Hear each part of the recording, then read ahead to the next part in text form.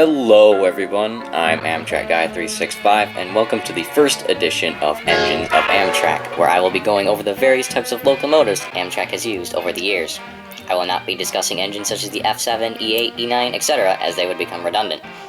Today the engine we are looking at is the EMD SDP-40F.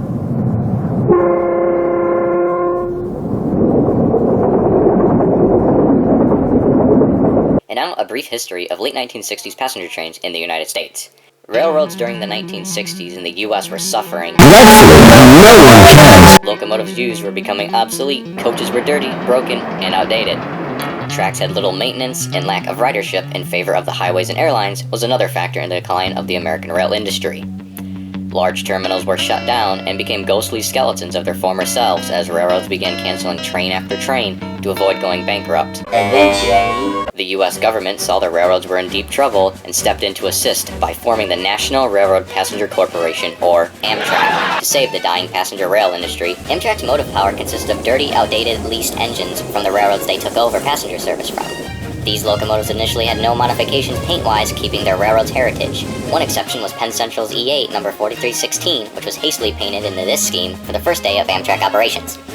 This was a time for Amtrak known as the Rainbow Era, where mixed equipment from multiple railroads on trains was not uncommon. Starting in June 1973 and ending in August 1974, General Motors Electromotive Division, or EMD, began the building of 150 SDP-40F locomotives, and it became the first new locomotive acquired by the Young Passenger Rail Corporation, and it became the backbone of Amtrak's locomotive fleet.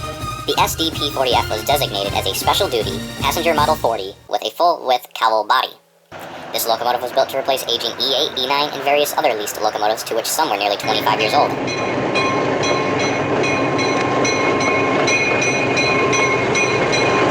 The SDP-40F was modeled after the FP-45 and the aesthetically pleasing car body style used by the Santa Fe on their exquisite passenger service, and was also modeled after the SD-40-2, which was a very successful freight diesel. So much so, the internal components of an SDP-40F were very similar to its freight counterpart. The V16 diesel engine and General Motors 16-cylinder 645 E3 prime mover, producing 3,000 horsepower, made the SDP-40F the original long-distance hauler for Amtrak. The locomotives were also used on short-distance intercity trains as well until the introduction of the turboliner train sets. The locomotive was also designed for easy conversion to freight service should Amtrak cease operation. In 1974, the Milwaukee Road was looking for a locomotive to power Chicago commuter services. The EMD F40C, quite similar to the SDP-40F, was ordered. The F40C uses 16-cylinder General Motors 645 E3B prime mover that produced 3,200 horsepower. To replace steam heating as used on the SDP-40F, a 670 horsepower head-end power, or HEP, was used. The SDP-40F during tests reached 100 miles an hour, but was officially rated for 95 miles an hour. However, these speeds were not implemented on SDP-40F powered services. The SDP-40F used a horn created by Leslie just for the locomotives themselves. It was called the SL-4T. The horn sounded fairly similar to the many horns being used on American railroads in the 1960s and 70s. It really does emit a sound of retro railroading. Here are a few samples.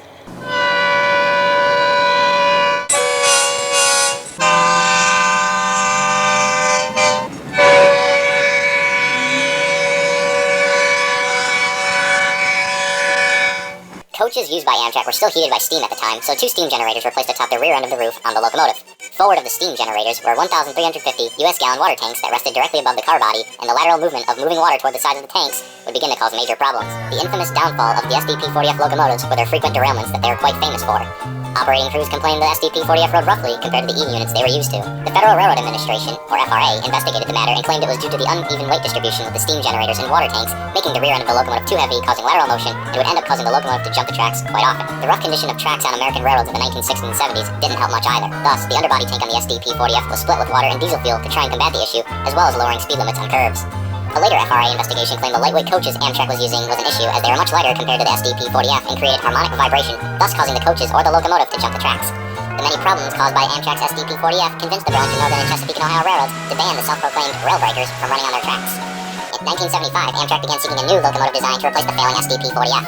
EMD then presented Amtrak with a locomotive that some modern-day rail fans literally over it. This was the F40PH, designed for short-distance routes while allowing the SDP-40Fs to maintain long-distance service. By the late 1970s, however, the derailments and bans from running the SDP-40F finally proved to Amtrak the locomotive just wasn't up to the task it was designed for. The harsh winter of 1976 to 77 took a toll on Amtrak's steam-heated coaches, and thus the Bud Company presented the AM Fleet, a sleek new coach with electric heating and lighting, and proved the F40 much more reliable with its built-in head-end power for the heating and lighting of the coaches. The F40PH was decided to be the ideal locomotive to pull them.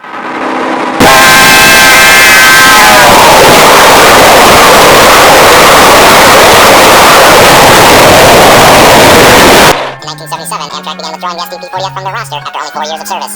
However, some SDP-40F lasted in the service up into the 1980s until the last were removed from Amtrak's roster in 1985. Amtrak traded 132 SDP-40Fs for F-40PHRs, which were F-40s built using SDP-40 parts. 18 SDP-40Fs landed in the hands of the Santa Fe in trade for 25 CF-7s and 18 SSB-1200s. Santa Fe converted the SDP-40Fs into freight service and designated them as SDF-40-2s until their retirement in 2002.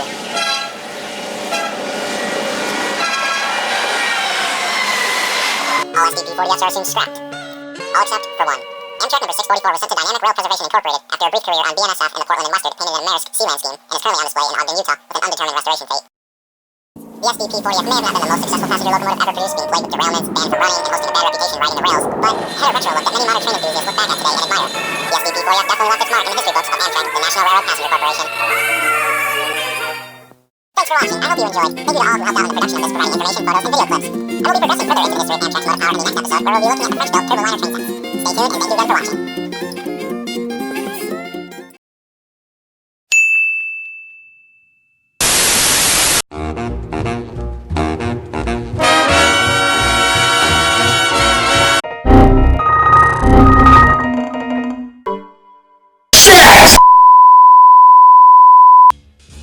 Oh, the turbo-liner train sets. What a strange-looking thing they were. As you can tell, today's edition of Engines of Amtrak is all about the turbo-liner train sets. Now, a side note, any mention of an RTG or RTL is just another name for the turbo-liner in case you get confused later on with the names. RTG is a French-built turbo-liner, and an RTL is an American-built turbo-liner. During the early 1970s, Amtrak was already looking for new locomotive designs to replace their then rustic fleet of E8s and E9s. The turbo liner originated out of France, where the train sets were referred to as the turbo train. The turbo train sets were used on France's nationalized railway, the National Railway Company of France, or SNCF. In 1967, SNCF converted a two-car X4300 class DMU into a prototype version of the turbo train known as the XR8575 train set, or Special Gas Turbine Unit, shortened to TGS. The train set would use a gas turbine engine placed into the trailer car and have a new cab built for the lead unit, all while retaining its original diesel motor and transmission. The prototype's gas turbine system was fairly similar to the United Aircraft Company, or UAC's, turbo train operating in the US and Canada. Test runs of the TGS were conducted starting April 25, 1967, and the TGS reached a speed of 157 miles an hour during a test on October 15, 1971. This led to the first generation of turbo trains, the Class T 1000 gas turbine element, or ETG. The ETG was produced from 1969 to 1972 by ANF Industry. These train sets consisted of 4 coaches accommodating 188 seats, while being powered by a single diesel engine and gas turbine engine. The ETG used a 1,100 horsepower Turbo Mecha Turmo 3F3 Voith hydraulic gas turbine and used a 430 horsepower Sauer SDHR diesel mechanical engine. The ETG was primarily used in the east and northeastern regions of France. A second generation of turbo trains were produced by ANF Industry called the Class T 2000 gas turbine row, or RTG. 41 of these RTGs were produced from 1972 to 1976. The RTG could reach speeds of 99 miles an hour. The RTG used a 1,100 horsepower gas turbine for units with odd-numbered cabs. Back in the United States, Amtrak noted the Class T 2000 RTGs and decided in August of 1973 to lease 2 train sets from ANF at a price of $85,000 a month, equivalent to $4.8 million today.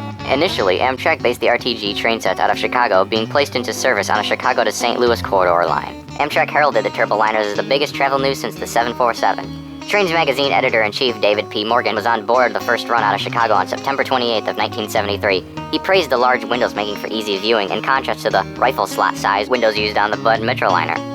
He also praised the smooth riding of the trains even on rough tracks. Morgan also commented on the narrow aisleways and limited seat comfort. Amtrak found the advantages of the RTGs would be increased availability, higher speed on curves, and the decreased weight of the RTGs would emit less wear and tear on the tracks. Amtrak was quickly impressed with the trains and ordered 4 sets that entered service in 1975 on a Chicago to Milwaukee corridor and Chicago to Detroit corridor. 6 of these train sets cost $18 million, equivalent to $94 million today. Amtrak proposed ordering 14 more train sets for the then partially electrified Northeast Corridor. This would have caused the need to increase passenger fares, and the United States Department of Transportation blocked the proposal. Amtrak sets came with 5 cars, 2 power cars, and a basic cafe car. The RTGs were fitted for American standards by equipping the train sets with a Nathan P1234A5 air horn, a variation of the Nathan P5. Here are a few samples.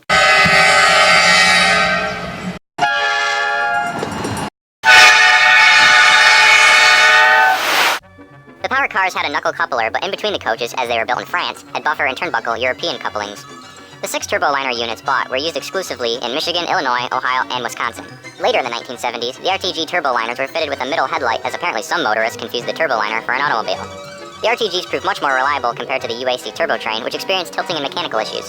The turboliners also took over Midwestern duties from the failing SDP-40F. The success of these turboliners and increased passenger ridership brought Amtrak to the decision to purchase 7 more sets being delivered between 1976 and 1977. Rather than being built by A&F in France, they were manufactured by Rohr Industries in Chula Vista, California. The newly ordered turboliners were classified as RTLs. One RTL set could accommodate 264 passengers, and sometimes an extra coach would be added to the consist. The RTLs would be the last gas turbine train set purchased by Amtrak, as conventional diesel-electric locomotives proved cheaper to operate. The RTLs were fitted for third rail operation in Grand Central Terminal and Pennsylvania Station in New York City as well. Under third rail operation, the train sets were limited to 45 miles an hour. The RTLs could operate up to 950 miles without needing to be refueled. Though the turboliners were meant for high-speed service, they never could reach their full potential due to the track condition they operated on during the time.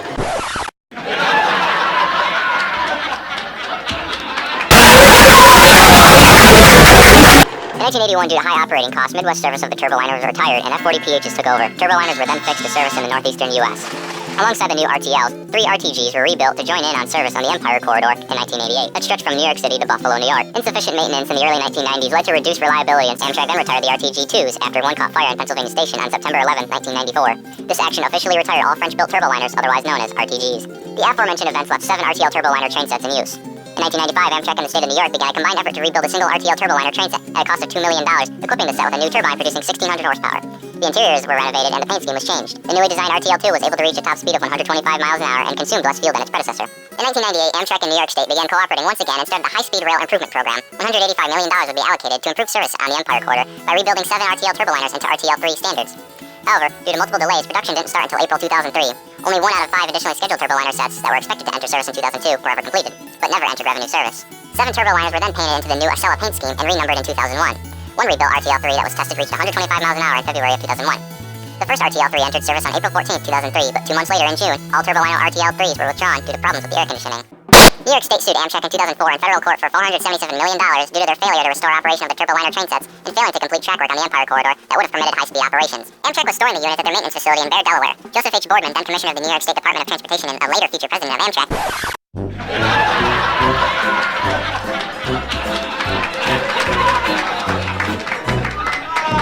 accused the rail corporation of stealing the train sets and threatened to find a new buyer for interstate rail service. Amtrak placed amphiletes into the Empire Corridor service to replace the turboliners. In April of 2005, New York State reached a deal with Supersteel, the company commissioned to rebuild the turboliners, to close the rehabilitation project for $5.5 million. Supersteel would also have to move the 4 unfinished sets into a storage at a nearby industrial park. In 2007, Amtrak and New York State finally settled their lawsuit by auctioning off their turboliners in 2012 for $420,000 for spare parts. Scrapping of the spare turboliners began in 2013. And just like that, an air conditioning problem and a lawsuit with the state of New York officially ended the 30-year career of the turboliner range. All turboliner train sets are presumed scrapped. While the turboliner had an extensive running life, they seem to be overlooked oftentimes in Amtrak's history, but will always be remembered by those who rode, built, and drove them. They will always be a part of the history book of Amtrak, the National Railroad Passenger Corporation. Thanks for watching. Thank you to all the following people and sources for providing information, photos, and videos for the production of this video. I will be progressing further into the history of Amtrak tomorrow. Next time, I discuss the General Electric E60. Stay tuned, and thank you again for watching.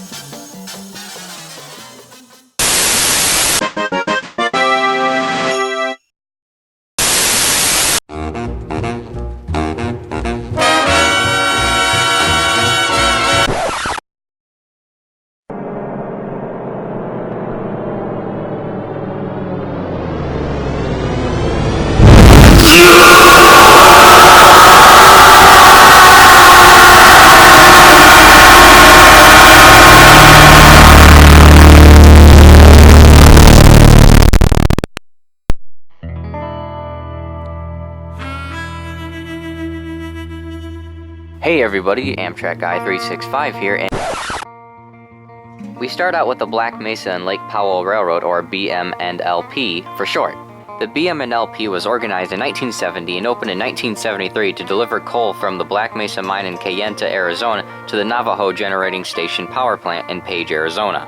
The line covered a distance of 78 miles and was completely isolated from the National Railroad network in the rest of the United States. The line was electrified at 50 kilovolts with 60 Hz AC and was the first electrification system in the world to do so.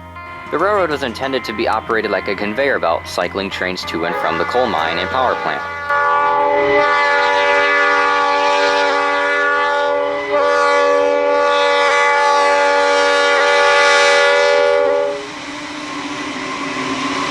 General General Electric responded to the BM&LP's locomotive needs with the E60C, a 6-axle locomotive designed for heavy coal loads. The BM&LP ordered 6 locomotives between 1972 and 1976. Trains were run with 3 locomotives each, allowing for 2 trains to operate at once on the line. The BM&LP would later acquire 6 former National Railways of Mexico E60C-2s after electric operations on the latter railroad were discontinued in the late 1990s. The E60C was capable of 72 miles an hour, but operation on the BM&LP was restricted to 35 miles an hour. The E60C weighs in at 426,000 pounds with 100,000 pounds of ballast. The locomotive's length is 63 feet 2 inches and is rated at 6,000 horsepower. Meanwhile, in the northeastern U.S., electrification continued on Amtrak's Northeast Corridor. Amtrak was using Bud Metroliner EMUs and former Pennsylvania Railroad GG1s, which were then handed over to the Penn Central, to power trains along the corridor, but age had well caught up to the engines as they were over 30 years old and restricted to 85 miles an hour. Amtrak saw a replacement, but there wasn't a single electric passenger locomotive offered by American locomotive manufacturers at the time. Purchasing and converting a European locomotive for use on the Northeast Corridor was avoided, as it would take 3 years for the whole process to be completed. Amtrak then looked to GE and their E60Cs for an adaptation to passenger service. In 1973, Amtrak ordered 26 E60s at a cost of $18.4 million. 15 locomotives were originally intended to be fitted with steam generators for older passenger equipment, and 11 with newer head-end power, or HEP. However, during the acquisition of the E60, Amtrak was able to expedite the arrival of their then-new Amfleet passenger cars, so 9 of the first set were fitted with head-end power. E60s with steam generators were designated as an E60CP, while the units with HEP were E60CHs. However, when looked back at today, E60 is the term used for all Amtrak variations for simplicity. Amtrak figured the E60 could easily displace the GG1s and render their mechanically unreliable Metroliners obsolete. Amtrak's order of E60s began to arrive in November of 1974 and were the first to feature the Phase 2 paint scheme. The E60 derives its name from the E, standing for electric, and the 60, standing for 6,000 horsepower. The Amtrak E60s differed from its E60C counterpart in ways that it had a top speed of 120 miles an hour, weighs 387,000 pounds as opposed to the 420,000 pounds of the latter locomotive, and the Amtrak E60s had a length of 71 feet 3 inches. The Amtrak E60s also featured a dual cab, one on each end, similar to many European locomotives. The E60 was equipped with a unique Nathan P01235 air horn at the suggestion of Don Teed. Here are a few samples.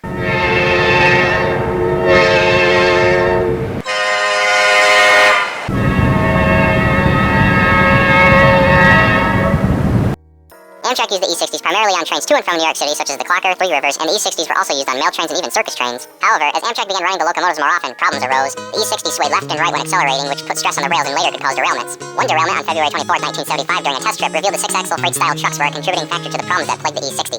The locomotive's excessive weight also contributed to the leaning and jostling movements when at speeds of excess of 100 miles an hour. The derailment investigation then brought the Federal Railroad Administration to the decision to limit the E60's top speed to 90 miles an hour. However, Amtrak wasn't going to give up just yet. In 1976, they publicly stated they would begin efforts to get the E60s up to 110 miles an hour, while in the meantime, a 4-axle Swedish locomotive known as the RC4 would be given a trial run. Amtrak was happy with the test runs and decided to design a locomotive based on the RC4. The efforts to improve the E60 were not going well. The following year, Amtrak had already developed its specifications for a new electric locomotive that would be built by Electromotive Division, or EMD. This dual-cab electric would become the AEM-7. The E60s would continue to run alongside their AEM-7 replacement as they entered service in 1980. Amtrak then began to dispose of their E60s as the AEM-7 proved much more reliable. Amtrak sold 2 E60CHs to the Navajo Mine Railroad in 1982, and 10 were sold to New Jersey Transit in 1984. From 1986 to 1988, the E60s still rostered on Amtrak were given a complete overhaul, being rebuilt, reclassified, renumbered, and repainted in Amtrak's notable Phase 3 paint scheme. The E60CPs had their steam generators removed in favor of head-end power, while the HEP, E60CHs, and E60CPs were rebuilt and given the classification of E60MA, where the MA stood for motor alternative. After the improvement project was completed, the new E60s weighed 11 less tons, allowing for more efficient operations. The E60MAs were rated for 90 miles an hour and used on heavier long-distance trains such as the Silver Service, Crescent, and Montrealer.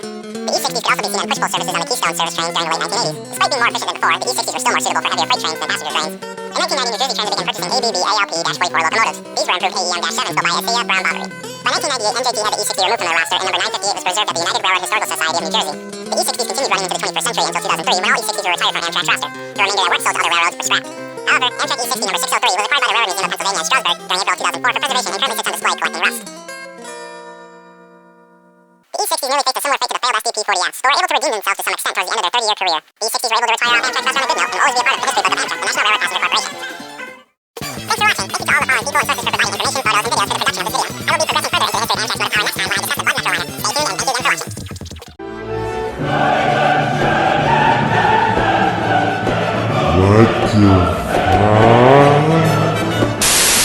Hey everybody, Amtrak Guy 365 here, and today on this edition of Engines of Amtrak, I will be talking about the Bud Metroliner. During the mid to late 1960s, travel by rail was becoming more and more unpopular in the United States. The American railroad system as a whole was falling behind its counterparts in Europe and Asia. In 1965, the U.S. Congress enacted the High-Speed Ground Transportation Act. This act would be an attempt at speeding up the growth of high-speed rail service in the United States following the creation of the Shinkansen, or bullet train, in Japan. President Lyndon Johnson signed the act into law on September 30th, 1965 under his Great Society Infrastructure Rebuilding Program. That same year, the Pennsylvania Railroad, United States Department of Transportation, and a private firm began discussing the specifications for an electric multiple unit high-speed passenger train, or EMU for short. There is an EMU set that had been around since the 1950s, but proved bouncy due to its light weight of 53,000 pounds and minimal passenger comfort. This EMU was known as the Pioneer 3, but would later help in the development of the Metroliner. The PRR and DOT weren't able to agree easily on the specifications, however.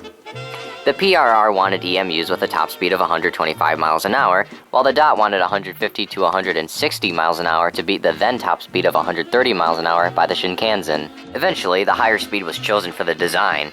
Another debate was the PRR wanted cars with cabs on both ends for the convenience of crews, but the DOT wanted EMUs with 4 cars. As a compromise, 2-car Metroliner sets were selected. The Johnson administration viewed the EMU project as political capital and placed the project on a tight schedule. In a sense, the government forced the Metroliner sets into service, not the railroad. On May 9, 1966, the High-Speed Ground Transportation Project ordered 50 cars from the Budd Company and were delivered in September of 1967 at a cost of $10.4 million from the PRR and $9.6 million from the federal government. The order contained 20 coach cars, 20 snack bar cars, and 10 parlor cars. In August 1966, the Southeastern Pennsylvania Transportation Authority, better known as SEPTA, bought 11 more cars for regional service between Philadelphia and Harrisburg. In 1967, 4 Silverliners, a variant of the Pioneer 3, were ordered by the U.S. Department of Transportation and were modified for high-speed operations on the PRR's Northeast Corridor. A series of test runs eventually revealed a top speed of 156 miles an hour, and after April 2, 1967, Metroliner testing could begin. In September 1967, the first Metroliners were delivered for testing at Jenkintown Station in a Philadelphia suburb. The PRR immediately began testing on the Reading's West Trenton line.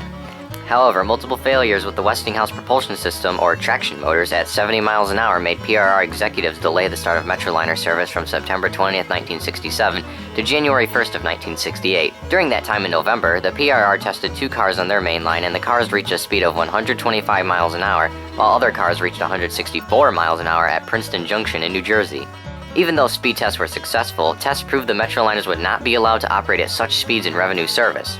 One flaw with the Metroliner was seen on December 17th of 1967 during a test of Metroliners passing by MP-54 rail cars. Metroliners passing by caused the windows in the MP-54s to be ripped out due to a pressure drop between the 2 trains. The pantographs on the Metroliners also tended to bounce on the catenary wires and draw in unsuitably high currents due to the low-capacity transformer. There was also an echoing problem during tests as well. A few months later, on February 1, 1968, the Pennsylvania Railroad was merged with the New York Central and New Haven Railroads to form Penn Central. The remaining order of Metroliners that featured General Electric traction motors were shipped with Penn Central logos, while those in service retained the PRR paint scheme. The GE Metroliners had an improved pantograph design, but service entry was indefinitely delayed on March 12, 1968 due to an electrical arcing issue because of poor electrical insulation. In October, more tests were conducted and eventually proved the Metroliners and their viability with a 3-hour schedule. On December 20th of 1968, Penn Central announced the Metroliner service would begin on January 16th of 1969. On February 5th, an 8-car Metroliner service was tested but caused catenary outages and proved 6 cars to be the limit. The Westinghouse-powered Metroliners didn't enter service until mid-1969 due to many mechanical and electrical issues. Officially, the Metroliner was rated for a top speed of 150 miles an hour, weighed in at 166,000 pounds, output 1,200 horsepower, and used Westinghouse or General Electric traction motors under direct current. Metroliners featured shrilling horns such as the Leslie S55s and S37s. Here are a few samples.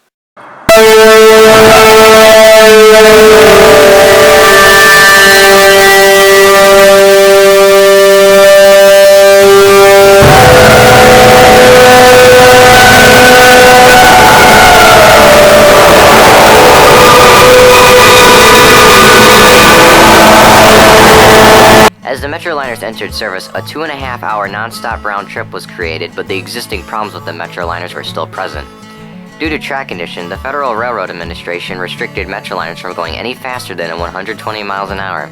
At the time, the Metroliners were the fastest trains in North America. On February 25, 1970, 11 Westinghouse-powered Metroliners intended for Harrisburg service completed their testing, but Penn Central refused to accept the cars, noting their technical issues and how they were not suitable for the Harrisburg service. The Westinghouse-powered Metroliners' acceleration was lackluster, they tended to overheat, and struggled to climb the grade near Suburban Station in Philadelphia. Eventually, Penn Central decided to lease the problematic sets for New York to New Washington service, but returned them to the Budd Company's plant for improvement in April. Out-of-service rates for the Westinghouse Metroliners reached over 40%, and the New Jersey Department of Transportation devoted $5 million to the Metroliner Improvement Project to expedite the progress. With the creation of Amtrak on May 1, 1971, Amtrak was responsible for taking over nearly all inner-city passenger services in the United States. Amtrak enacted 12 daily round-trip Metroliner services in November 1971 and also retained the 100-mile-an-hour speed limit. Amtrak invested heavily in Metroliner advertisements, stating that they had all the amenities of an airplane such as speed and comfort. There are often two ways to take a business trip. More and more smart executives are going places on an Amtrak train. They make good use of their travel time and arrive right downtown relaxed and refreshed. Try Amtrak, and you'll discover the best way to get better mileage out of a business trip is to leave your car at home and take the train. Americans getting in the train, train the Amtrak way. After 2 years of Amtrak service, half of all the passengers on the Metroliner were people who switched from air travel and road travel, seeing the Metroliner as a much more convenient way of travel. Despite the major profitability of the Metroliner service, Amtrak briefly considered in 1972 replacing the EMU sets with traditional locomotive power. However, with the Metroliners being the only new piece of equipment Amtrak had at the time, they dropped the idea in favor of looking for ways to remove any existing problems with the Metroliners. One GE-powered Metroliner was sent to Erie, Pennsylvania for an experimental rebuild, and if successful, all cars would be rebuilt by 1976. The rebuilt Metroliner was returned to Amtrak in November 1973 with improvements including relocation of the dynamic brake resistors and air intakes to a small notable hump on the top of the cars. This reduced overheating and snow intake. The rebuilt cars had a top speed of 130 miles an hour, and 2 other cars were rebuilt by February 1974. The rebuilding program was an overall success with the exception of rough riding on tracks with little maintenance. The rebuilds cost $500,000 per car, which was $50,000 more than a single car purchase. Amtrak looked to repair unmodified Metroliner sets that had clocked in over 11 million miles, but not many were actually repaired. Out-of-service Metroliner rates were at 27.5%, and most trains ran with less cars than what was demanded. This led Amtrak to cut Metroliner services from 15 to 13 in February 1976 while cars were being serviced. In August of the same year, the SPV-2000 was revealed, intending to be the successor of the Metroliner, but due to it being mechanically unreliable, it never came to be. Later in 1976, Amtrak tested the Swedish RC4 to replace aging GG1s with Amfleets and was able to meet a Metroliner timetable. Amtrak considered purchasing 118 additional cars with the name of Metroliner 2, but the order was reduced to 50 cars until the order was cut altogether. In early 1977, Amtrak had finally began repainting their Metroliners into the Phase 1 paint scheme. By January 1978, Amtrak trains with conventional locomotive power proved to have a better on-time performance than the Metroliners. In March 1978, Amtrak sent some Metroliner sets to GE for a complete overhaul, and in their place, re-geared GG1s took their place, topping out at 110 miles an hour. Schedules were lengthened from 2.5 hours to 3.2 hours due to the GG1's slightly slower speed. The rebuilt Metroliners returned to service starting May 17, 1979, but their more reliable AEM-7 was starting to make its mark.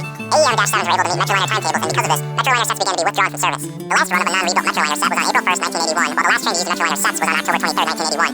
By this time, the Metroliners had become so unreliable, it wasn't uncommon to see a Metroliner train being towed by a conventional locomotive. AEM-7s began pulling Metroliner coach cars by the mid-1980s until Amfleets replaced the Metroliner cars. In the late 1980s, Amtrak had a large surplus of problematic Metroliner sets. Amtrak converted 23 of 31 sets into Amfleet-style cab cars for push-pull service. With the cancellation of the Atlantic City Express in 1995, the Metroliner-based cab cars were not needed as much on the Northeast Corridor and were relocated to service on the Vermonter. With General Electric's P40s becoming the predominant power on the Vermonter, some cab cars returned to the Northeast Corridor for the new re-electrified Keystone service and later, the New Haven to Springfield shuttle service. The last Amtrak Metroliner service ran on October 27, 2006. Between 2003 and 2011, the majority of the Metroliner sets were scrapped in Delaware. Metroliner snack bar car number 860 is currently preserved at the Railroad Museum of Pennsylvania, retaining its original PRR paint. Although Metroliners don't look exactly as they once did and had an unpredictable future, some still roam the rails as cab cars and always be a part of the history book of Amtrak, the National Railroad Passenger Corporation. Thanks for watching. Thank you to all the following people and sources for providing information, photos, and videos for the production of this video. I will be progressing further into the history of Amtrak's motor power next time when I discuss the General Electric P30CH. Stay tuned and thank you again for watching. You failed!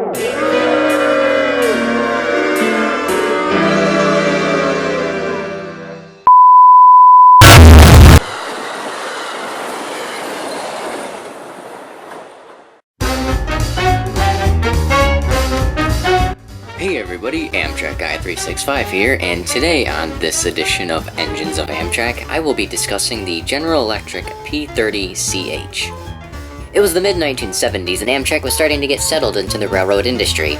Amtrak had a select few locomotives in use such as the EMD SDP-40F for long-distance trains, the Turboliner train sets for inner-city higher-speed service, Budd Metroliners for the high-speed Northeast Corridor, and assorted inherited equipment from various other railroads. Also during this time there was a horsepower race going on between 3 major locomotive manufacturers, Electromotive Division or EMD, General Electric or GE, and American Locomotive Company or ALCO. This race was initiated by the Union Pacific in 1963 in their experimental U-50 model, topping in at 5,000 horsepower. In 1972 and 73, Amtrak had ordered several SDP-40Fs coming equipped with 3,000 horsepower from EMD to act as the primary locomotive power on the system, but primarily on long-distance services. The following year, in 1974, Amtrak purchased 25 P-30CH locomotives from EMD competitor General Electric. GE looked into the idea of appealing to the young railroad by basing their new passenger locomotive on the successful U-30C freight model.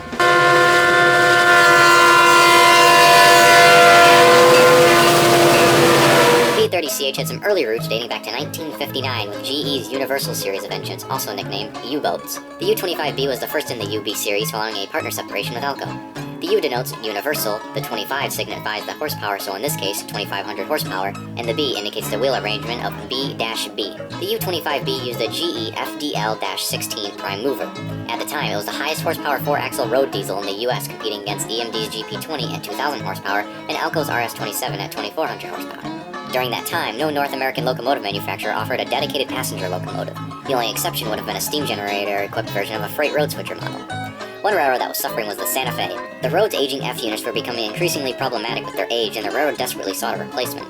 GE responded to the Santa Fe's request with the U-28CG, a passenger variant of the U-28C, with 10 being delivered from July to August of 1966. The locomotive was decently reliable, but aesthetically wasn't appealing to the Santa Fe, who favored car body designs for their passenger services. Later that year, in November, with the U-30C beginning production, Santa Fe ordered 6 U-30CGs. These were passenger variants of the U-30C fitted with a car body design and had 200 extra horsepower. The U-30CGs were delivered in November 1967, just a month before EMD's competing locomotive, the FP-45. The U-30CGs were primarily used on trains such as the Grand Canyon Limited, Super Chief, Texas Chief, and San Diegan, and the Santa Fe found them rather useful. However, a derailment of the Grand Canyon Limited on February 9, 1969, brought both the U-28CG and U-30CG's passenger careers to an end. A U-30CG was pulling the train, and the locomotive's design was blamed for the crash. Both passenger variants were permanently reinstated for freight service. The passenger locomotives would be replaced by EMD's FP-45, while freight service ended for the U-28 and U-30s with the introduction of the B-36-7 in 1980. Neither class of locomotive survived. On the other hand, in the freight business, the U-30C was proving popular with railroads since its start of its production life, as many roads at the time were unable to acquire EMD's latest model, the SD-40, due to a production backlog.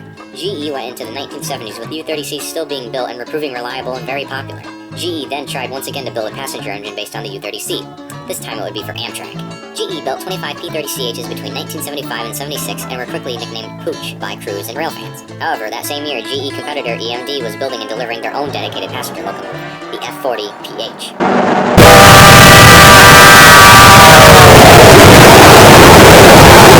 The P in P-30CH stood for passenger, 30 stood for 3,000 horsepower, C denoting the C-C wheel arrangement, and the H standing for being equipped with head-end power. The units were the first to come to Amtrak already equipped with head-end power and used 2 Detroit diesel generator sets rated for 375 kilowatts. A single locomotive cost Amtrak $480,000. The P-30CH measured in at 72 feet, 4 inches in length, 10 feet, 8.8 inches wide, 15 feet, 4.5 inches in height, and weighed 386,000 pounds and was rated for a top speed of 103 miles an hour. The P-30CHs first came equipped with Nathan P5A horns, while later models came equipped with Nathan K5LAs. Here are a few samples.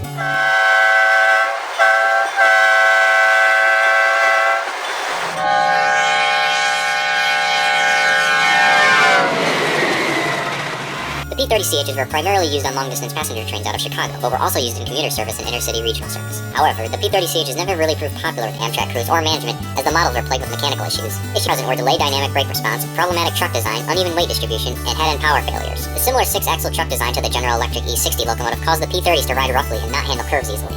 Despite these issues, Amtrak leased 15 P-30CHs to the Southern Pacific in 1978 for commuter service on Peninsula Commute, a service between San Jose, California and San Francisco. Peninsula Commute would later become Caltrain and run between Oxnard and Los Angeles. Early in the 1980s, Amtrak had already ultimately decided to move away from 6-axle locomotive designs. This was because EMD's F-40PH was proving far more successful and far more reliable compared to the P-30CH in all aspects, and the replacement progress had already begun. Before this, though, the P-30CHs found common life on the Sunset Limited between New Orleans, Louisiana, and Los Angeles, California, as well as the newly revitalized auto train service between Lorton, Virginia, and Sanford, Florida. However, as the years went on, Amtrak finally replaced the P-30CHs entirely with the F-40PH in 1992. All P-30CHs were scrapped. The P-30CH unfortunately proved to be another bust model for Amtrak like the SDP-40F, and was another bust for GE. GE's Universal series of locomotives just didn't prove reliable for conversion to passenger service. Despite this, the P-30CHs were able to hang on to their career for 17 years. They will always be a part of the history book of Amtrak, the National Railroad Passenger Corporation. Thanks for watching. Thank you to all of the following people and sources for providing information, photos, and videos for the production of this video. I will be progressing further into the history of Amtrak's motive power next time when I discuss the fan-favorite locomotive, the EMD F-40PH. Stay tuned, and thank you again for watching. You failed!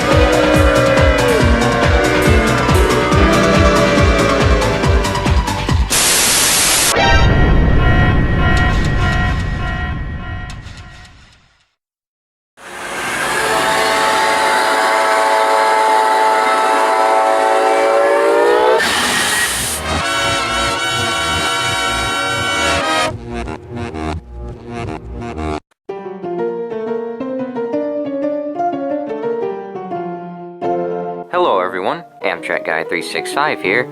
It's been a little while since the last engines of Amtrak, but nonetheless it's here, and today I'll be talking about the EMD F40PH. Electromotive Division's F series of locomotives can be traced back to 1939 with the production of the EMD FT. The FT was designed for freight service, and subsequent models such as the F3, F7, F9, F45, F40C, and later the F40PH followed. In 1975, Amtrak was still a young fledgling railroad with a variety of inherited and newly built equipment. The EMD SDP-40F acted as the primary diesel-electric power on Amtrak's system, being placed on long-distance services mainly. However, multiple derailments and mechanical issues with the locomotive forced Amtrak to seek out a new design to keep passenger numbers up. EMD looked at two locomotives to base a new passenger engine on to market towards Amtrak. These were the Freight and Passenger Service FP-45 and the Freight Road Switcher GP-40-2. The FP-45 proved to be effective in passenger service on the Milwaukee Road and the Santa Fe with the prestigious Super Chief. The full-width cowl body also was seen as more aesthetically pleasing to the Santa Fe for passenger duties, reflecting on the former Bulldog nose F units. On the other hand, the GP-40-2 was proving to be a very successful freight road switcher, coming equipped with a 3,000 horsepower EMD 645E3 16-cylinder diesel engine. Combining these two units created the F40PH. The F stood for full-width cowl body, 40 stood for the locomotive model series, the P stood for passenger, and the H signified the unit came equipped with head-end power, or HEP for short. Amtrak's F40PH shared the GP-40-2's 645E3 16-cylinder engine with a horsepower rating of 3,000. The engine runs at a consistent RPM of 893 and thus creates a loud engine noise. Because of this, the F40PH has been dubbed Screamer.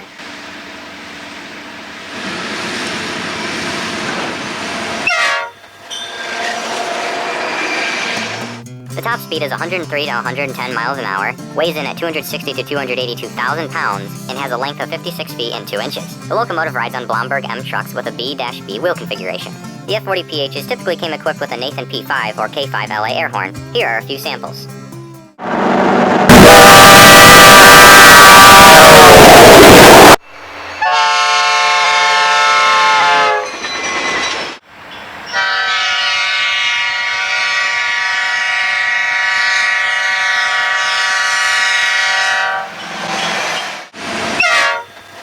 Also, in one strange case, a Leslie S5T was used on this unit. What?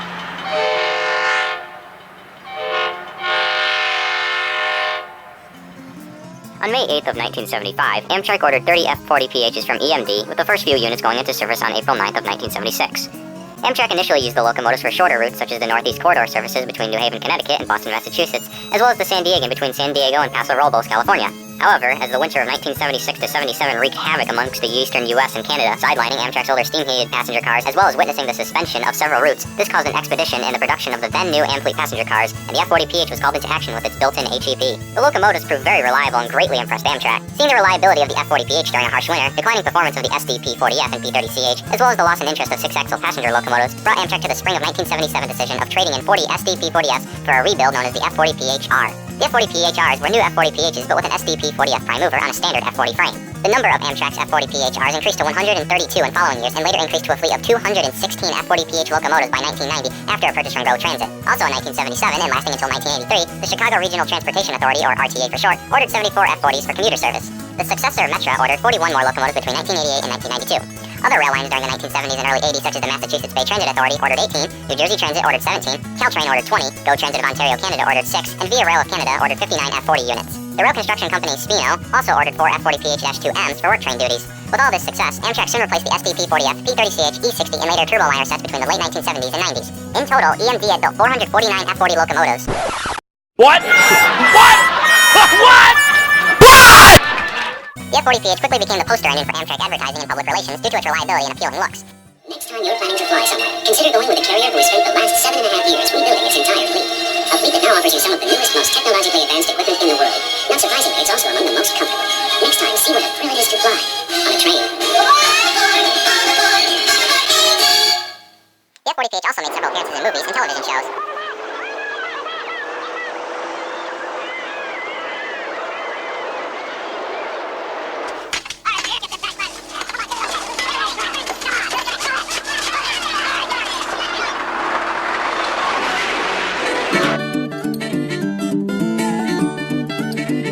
Into the 1980s, several variations of the F40PH had come into production at the request of different railroads. In 1982 until 85, Rail Construction from Spino ordered 4 F40PH-2Ms for work train duties. This variation was most noted for its flattened nose shape. In 1985 until 1989, the EMD F40PH-2 was introduced for Caltrain and Chicago's RTA. The F40PH-2 produced 3,200 horsepower as opposed to the 3,000, with many F40PHs being upgraded to that rating later on. From November 1986 to April 1989, the VIA Rail of Canada purchased 59 F40PH-2Bs from General Motors Division. These variations had several Canadian-specific features like CM passenger-style pilots, winterization hatches closest to the cab, and came equipped with a Nathan K3L air horn. Between 1987 and 1988, the Massachusetts Bay Transit Authority ordered 26 F40PH-2Cs. This variation was noted for being lengthened 8 feet to 64 feet 3 inches for the head-end power system. In 1988, Morrison-Knudsen rebuilt 5 GP40s for the Southern Florida commuter rail line, Tri-Rail. These were designated F40PHL-2. In 1992, the F40PHM-2 was created for Chicago commuter service, Metra, successor of the RTA. This variation is noted for its altered nose design. In 1996, New Jersey Transit rebuilt their F40PHs into F40PH-CATs. These variations had a cat head-end power system. Amtrak's F40PHs, meanwhile, were doing great service on short and long-distance trains all over the United States. Into the 1990s, the units were still performing well with only 4 having been withdrawn. At the time, an average F40PH traveled upwards of 175,000 miles per year. However, in 1991, General Electric introduced the P32-8BWH. This unit was ordered to replace the F40PH, which was beginning to age. During this time as well, GE was designing the AMD-103, the Amtrak monocoque diesel rated for 103 miles an hour. In 1993, the GE P40DC entered delayed service to replace the F40PH once and for all on Amtrak's system. The P40DC was part of the new Genesis series of locomotives designed to be lightweight, powerful, and much more fuel efficient. The P40DC was rated for 4,250 horsepower, 1,050 more than the F40PH, and this allowed for less locomotives on longer trains, thus lowering operating costs. As the P40DCs entered service, Amtrak had a large surplus of F40PHs on their roster. In 1996, rather than scrapping them all and turning them into kitchen silverware, 22 F40PHs were converted into non-powered control units, or NPCU. NPCUs were, and are, commonly used on regional routes out west and in the Midwest. Modifications made were the removal of the main alternator, traction motors, and prime mover with a roll-up baggage door put in place. This earned the NPCUs the nickname cabbages. The control stand was left intact for horn, bell, and headlight operation and push-pull service. The NPCUs also acquired the prefix of 90 in front of its original running number. Other Amtrak F40PHs in the late 90s to early 2000s found life as leased freight units stretching as far as Panama. A new freight variation of the F40PH thus evolved, known as the F40M-2F in the early 2000s. The F40PH-3C came about in the year 2000 from Metro North, rebuilt by Motive Power Incorporated. Meanwhile, many F40PHs were alternatively being sold off to commuter roads and tourist lines. While Metro's F40PHs were under renovation in 2009, the 1970s-era F40C, derived from the STP-40F, was brought back into service, giving one last show of 6-axle passenger power in North America. Despite not seeing regular service since 2012, there are plans to rebuild 611 and 614 in the works, and they would be classified as F40C-T3. Via Rail in 2006 and Metro again in 2016 rebuilt their F40 units as F40PH-3D and F40PH-3s, as well as F40PH-M-3s, respectively. These came equipped with new head and power generators, and they had the ability to give off less emissions. Amtrak F40PHR number 390 found life on CSX business trains, later rebuilt as F40PH-2 number 9992, 280 became 9998, and 288 became 9999. Amtrak F40PHR number 406, while converted to an NPCU unit, gave a head and power system for auxiliary electrical power and now operates commonly with Amtrak's exhibit train. Unfortunately, any other Amtrak F40PH not donated, sold, or retained at Amtrak's roster were all Amtrak's EMD F40PH lives on in today's modern world on multiple commuter and tourist roads, as well as in freight service across the country and even in freight service as far south as Panama. The locomotive has since become fan favorites amongst many rail fans and has easily become one of the most recognizable railroad locomotives in the United States and Canada. They always will, and still are, part of the history book of Amtrak, the National Railroad Passenger Corporation. Thanks for watching. Thank you to all the following people and sources for providing information, photos, and videos for the production of this video. I will continue progressing through the history of Amtrak's power next time when I discuss EMD ADM-7. Stay tuned, and thank you again for watching. You failed, stalemate.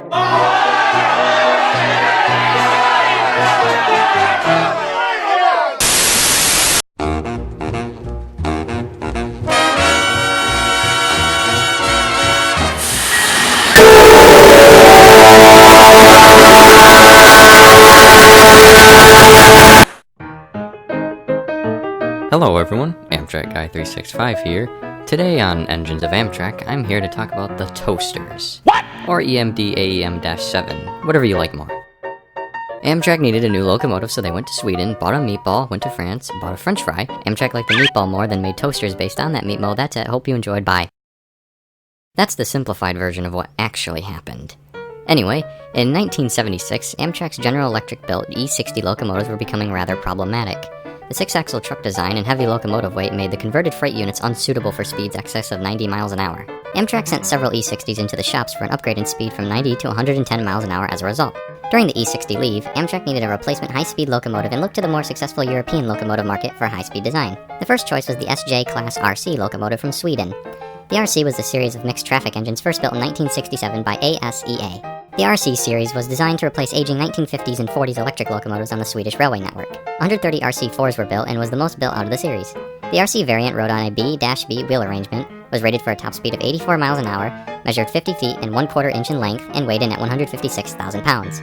The RC4 thus became the first chosen test subject for Amtrak. RC4 number 1166 arrived in the United States in late 1976 and soon became numbered X995 during its stay. The RC4 ran several tests along the Northeast Corridor, and the locomotive's overall performance in lightweight impressed Amtrak. During tests, a nickname was developed for the locomotive called Swedish Meatball. Moving into 1977, Amtrak decided to test another European electric locomotive known as the SNCF Class CC 6500. The 6500 was an express passenger engine built by MTE from 1969 to 1974 and had been given the nickname Broken Nose. The 6500 rode on a CC wheel arrangement rated for a top speed of 124 miles an hour, was 66 feet and 3 inches in length, and weighed in at 306,443 pounds. The locomotive Amtrak borrowed was SNCF CC 21003. The locomotive left Le Havre, France on January 5, 1977, and arrived in New York on January 10th. The locomotive was painted into Amtrak colors, and required American changes were made by Alstom at the Wilmington, Delaware shops between February 21st and March 7th. Changes included were transformer and electrical components modified to match Amtrak's 25 Hz attraction power system, an implemented Amtrak cab signaling system, American Buckeye-style couplers, locomotive belt, and a new weight of 357,149 pounds. There was also a few other changes required by the AAR for operation on the Amtrak railroad system. The locomotive was then numbered X996. French test personnel quickly criticized the subpar American trackage before the locomotive even turned a wheel. They continuously reminded Amtrak railroad staff of this fact throughout test runs. The locomotive ran test trains between Washington, D.C. and New York and New Haven. As the test runs went on, it was soon determined the French locomotive suspension system was not suited for the American Northeast Corridor trackage. The track at the time was rather rough and considered substandard by the French. Each 3-axle truckle in the locomotive contained a quill drive system. The drive shaft was threaded through the axle as it pushed on the wheel to take in the track bumps. The design was common in France, and the X996 design used stiff suspension springs, too stiff for subpar American trackage. Thus, the locomotive bounced roughly up and down the Northeast Corridor. No adjustments were made to the suspension to provide good performance. Through April 7th to the 15th, the equipment was sent away back to France, and X996 returned to service as SNCF CC 21003, and later CC 6577. Concluding tests, Amtrak favored the RC4 and decided to base their new passenger locomotive on it. 5 companies bid on the locomotive contract. However, a license was arranged, and Amtrak commissioned EMD in partnership with ASEA in January 1978 to build a new locomotive that would soon become the AEM-7. The A stood for ASEA, the Swedish company who helped produce the AEM-7, EM stood for Electromotive, and the 7 stood for 7,000 horsepower. Amtrak's initial order in September 1977 called for 53 locomotives at a cost of $137.5 million. However, limited funding reduced the order to 30 locomotives costing $77.8 million. The first batch arrived in late 1977. The dual-cab locomotive car bodies were built by the Bud company, but all internal components were designed and built by the Swedish ASEA. Amtrak's AEM-7 weighed in at 202,000 pounds, measured in at 51 feet, 1 inch long by 10 feet and 2 inches wide, and it stood 14 feet and 9.5 inches tall. The top speed of the AEM-7 was 125 miles an hour and produced 7,000 horsepower with 51,710 pounds of tractive effort. 2 Faiveley DS-11 two-stage pantographs were used to draw electricity from the 3 different voltage systems on the Northeast Corridor. The locomotives also came equipped with a 670 horsepower head and power system to electrify and heat between 8 and 10 Am fleet cars. The units came equipped with Nathan K5LA air horns. Here's a few samples.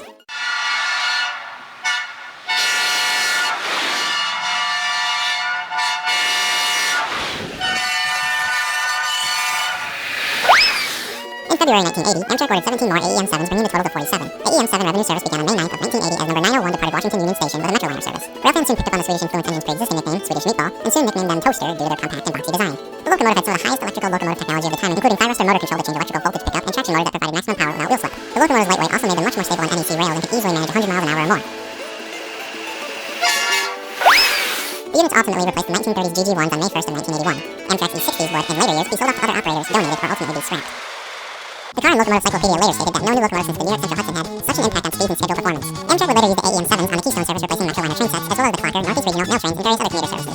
The Maryland Area Regional Commuter Rail Service ordered their own 7 AEM-7s in 1986. The Southeastern Pennsylvania Transportation Authority ordered 7 units in 1987. Consistent, reliable service led Amtrak to buy 7 more locomotives in 1987, bringing the fleet up to 54, having been delivered in 1988. Prior to this, however, a tragic wreck occurred on the Northeast Corridor at 1:30 p.m. on January 4th, 1987. Amtrak train number 94, the Colonial, with AEM-7 909 operator leading, smashed into 3 stop Conrail locomotives at gunpowder interlocking between 120 and 125 miles an hour. The Conrail locomotives had passed the red signal, leading to the deaths of 14 passengers, the Amtrak engineer, and lead lounge car attendant. Number 900 and 903 were completely destroyed. Until the wreck at Big Bayou Canal in Alabama in 1993, it was the worst wreck in Amtrak history. Despite the devastating crash, the AEM-7s continued their reliable service for the rest of the 1980s. In 1989, Swedish company ASEA built the ABB ALP-44 for New Jersey Transit and SAPTA. The ALP-44 may look like an AEM-7, but in reality they were separately based on the Swedish SJ-RC6 and the AEM-7 becoming their own variant of the Toaster. 10 years later in 1999, Amtrak in partnership with the French company Alstom began remanufacturing 29 AEM-7s into AC power. These were designated AEM-7AC. The head and power system, the propulsion equipment, cab displays, and electrical equipment were all converted to AC power between 1999 and 2002. Rebuild occurred at Amtrak's Wilmington, Delaware shops under Alstom supervision. The rebuild allowed the units to pull longer trains, required less maintenance, and proved much more reliable. Alstom built the HHP-8 to compensate for those AEM-7s put on service for rebuild. Those units also allowed Amtrak to finally retire the E60s in 2003. In 2010, the Toaster units celebrated 30 years of service on Amtrak. The railroad operators of the locomotives had begun to draw up plans to replace them. That same year, Amtrak ordered 70 Siemens ACS-64s to replace the AEM-7s and HHP-8s.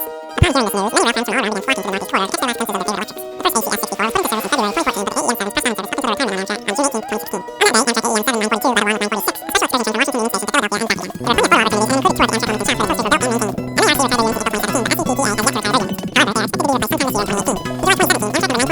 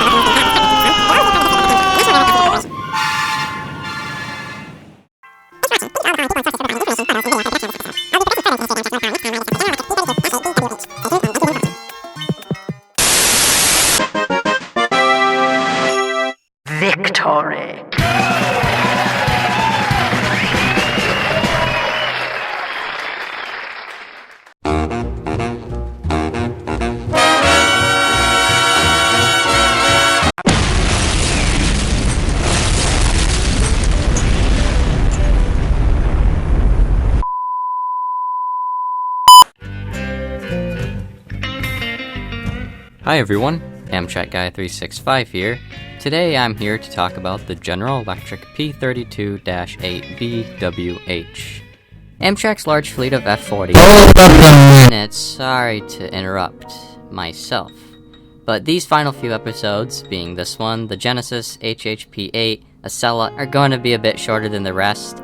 Simply put, this is because there's not a huge amount of history really behind them, and all except the HHP-8 are still in active service with Amtrak. Now here's your episode. Amtrak's large fleet of F40PHs were starting to show their age from continuous wear and tear on long-distance and intercity trains. Amtrak began immediately searching for a replacement. General Electric responded to Amtrak with yet another freight locomotive adapted to passenger service. This was in response to the delayed production of the Genesis series of locomotives. The locomotive GE used as a basis was the B32-8, commonly referred to as the Dash 8. The Dash 8 series dates back to the standard cab aforementioned engine in 1984, which introduced a new line of models. The B32-8 is a 4-axle road diesel rated for 3,150 horsepower. The locomotive ran on a B-B wheel arrangement powered by a GE 7FDL engine and has 12 cylinders. The locomotive wasn't popular as many railroads were moving away from 4-axle mainline freight diesels in favor of 6-axle power. 6-axle power provided better weight distribution and improved tractive effort. Only 49 units were built between 1984 and 1989, with the majority going to Norfolk Southern. However, GE offered Amtrak a new variant of the B32-8 in 1991, the B32-8WH. Amtrak ordered 20 units numbering 500 to 519.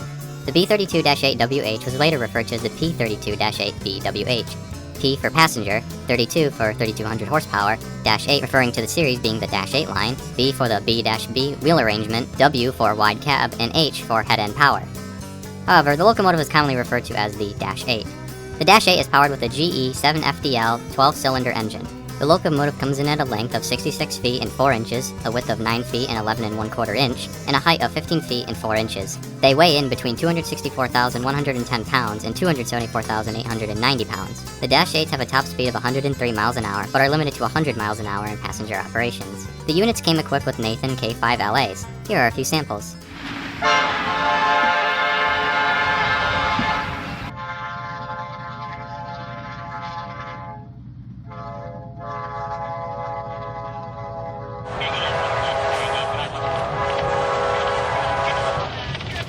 Upon delivery in 1991, the Dash 8s came in Phase 3, whereby railfans nicknamed the engines Pepsi Cans. The units during the mid to late 1990s would then be repainted into Phase 4, a fairly well-known scheme for the Dash 8s.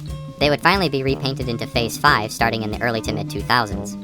The Dash 8s acted as power, backup power, and helper service for primarily Midwestern trains out of Chicago and Western services.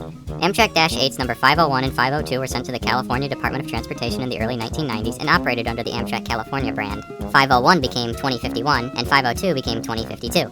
In 1993, Amtrak was starting to take delivery of their first P40 DC Genesis locomotives. The units proved much more efficient and aerodynamic and soon began to replace the F40PHs and Dash 8s for primary locomotive power. The P32s were soon being sidetracked as standby power or helper duty in case of a Genesis or F40PH failure. This led the units to be seen on trains out on the East Coast and just about anywhere that needed extra motive power. The Dash 8s could then be seen in large Amtrak yards switching out coaches and moving around motive power. By the early to mid-2000s, Amtrak had acquired more conventional switchers such as EMD's SW1500, SW1001, GP38-3, and later low-emission diesel switchers like the MPI MP14B and MP21B, along with NRE's 2GS12BR genset. What the fuck? The Dash 8s continued to be relegated to Amtrak yards such as Chicago, Los Angeles, Oakland, and Miami. Dash 8s could also be frequently spotted at auto train terminals. Other odd jobs the Dash 8s do are maintenance of voice service such as ballast trains, as well as transfer services. In the mid-2010s, Amtrak's Dash 8 roster had been undergoing continuous refurbishments at the Beech Grove and Chicago shops, including repainting into Phase 5. Amtrak 515 was the last of the units to be repainted, having been completed in mid-2016. Since then, Amtrak's P32-8 BWHs have continued to switch the yards, moving around rolling stock, transferring equipment, and still acting as power on numerous trains across the country. Despite a quick replacement, they will always be, and still are, part of the history book of Amtrak, the National Railroad Passenger Corporation. Thanks for watching. Thank you to all of the following people and sources for providing info, photos, and videos for the production of this episode. I will be progressing further into the history of Amtrak's motive power next time when I discuss the General Electric Genesis series of engines. Stay tuned, and thank you again for watching. Well, that was a load of shit.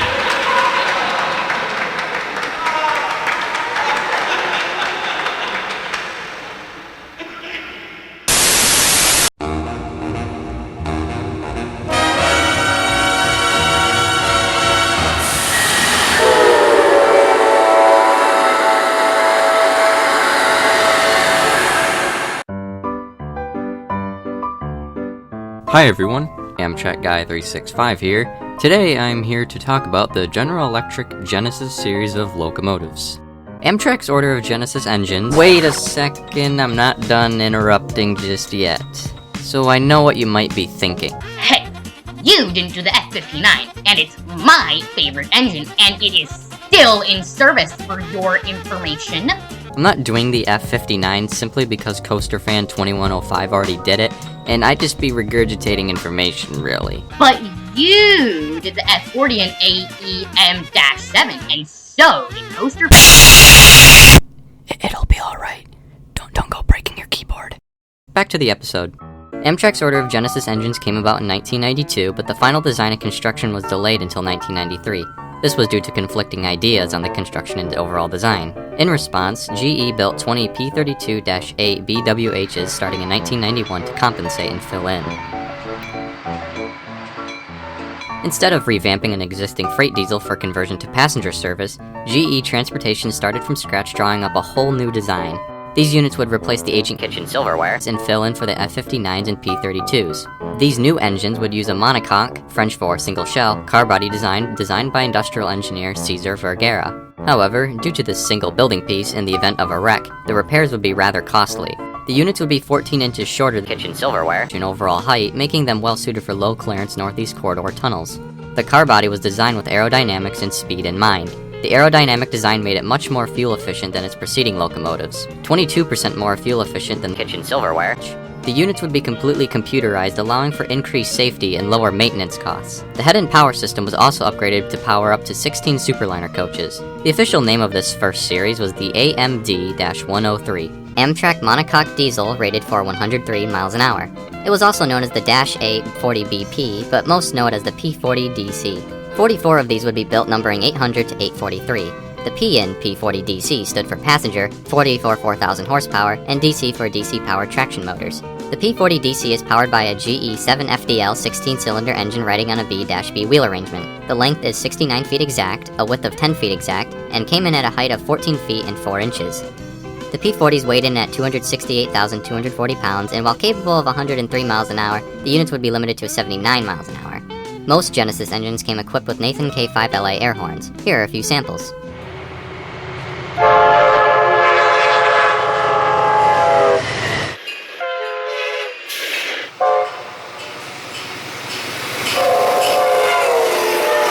The P40s also came equipped with strobes above the cab and emergency flashes between those strobes. These would later be removed in future rebuilds and refurbishments.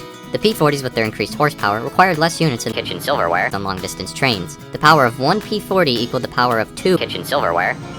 This in turn lowered operating costs for Amtrak. Another unique but confusing feature for some engineers was a horn button as opposed to a lever. Amtrak greatly favored the P40DC's reliability, fuel efficiency, design, and speed over the kitchen silverware. Quickly began the replacement process. The unit soon became the poster boy for Amtrak advertising and relations, just as silverware had once done. However, it wasn't uncommon to see a P40 or two trailing behind the replacement on long-distance trains. This was nonetheless the case on an infamous day on September 22nd, 1993 in Mobile, Alabama at 2:53 a.m. Amtrak Sunset Limited was running late with P40DC 819 leading and silverware 262 and 312 trailing. At the Big Bayou Canet Swing Bridge, a barge lost in the fog hit the CSX bridge, causing a major misalignment in the track, unknowing to the barge who continued along its way. At 70 miles an hour, the train hit the misalignment, sending the units and coaches filled with sleeping passengers into the snake and crocodile-infested river.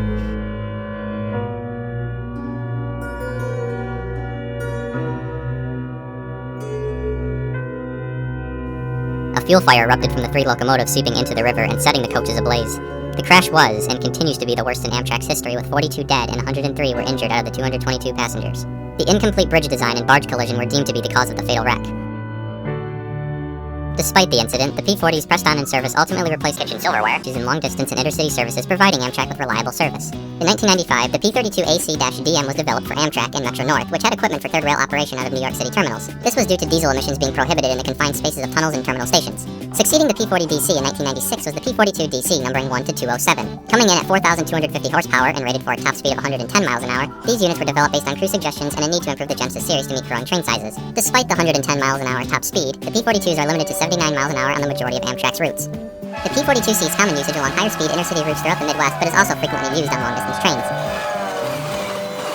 Also in 1996 was the start of the Incremental Train Control System, or ITCS. This system works with positive train control, which created the 79 miles an hour overspeed limit and handles railroad signaling. The project started by upgrading 66 miles of strictly Amtrak track between Kalamazoo and New Buffalo, Michigan to 110 miles an hour standards. The 79 mile an hour limit was kept once the system was installed in September of 2000, so crews could be accustomed with the automatic cab signal system installed in certain P-42s. The limit was raised to 90 miles an hour in January 2002 and then to 95 miles an hour in September 2005. Several 110 mile an hour speed limit tests have been undertaken with the Wolverine and Blue Water services.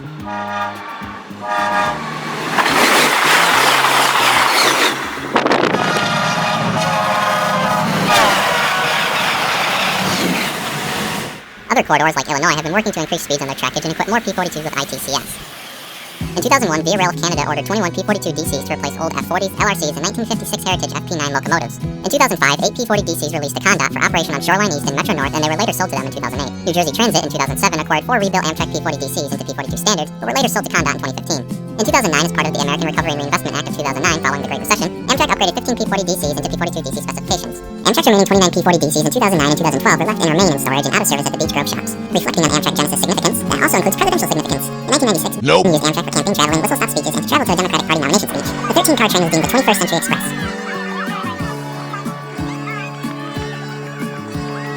The journey was Trumanesque, as described by a New York Daily News reporter. This was a reference to Harry S. Truman's whistle-stop speeches during the 1950s. In 2000, George W. Bush used Amtrak to campaign for re-election, and in 2009, upon the election, the president-elect embarked on a journey to Washington, D.C. for his inauguration speech. The convoy of trains was deemed the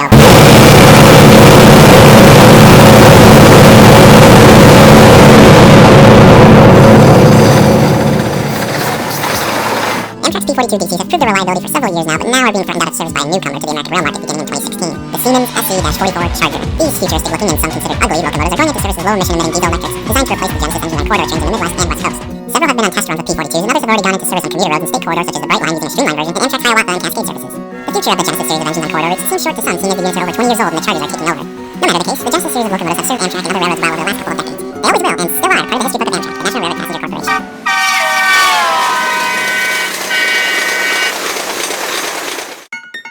Thanks for watching. Thank you to all the following people and sources for providing info, photos, and videos for the production of this episode. I'll be progressing further into the history of Amtrak's motor power next time when I discuss the Bombardier Alstom HHP-8. Stay tuned, and thank you again for watching.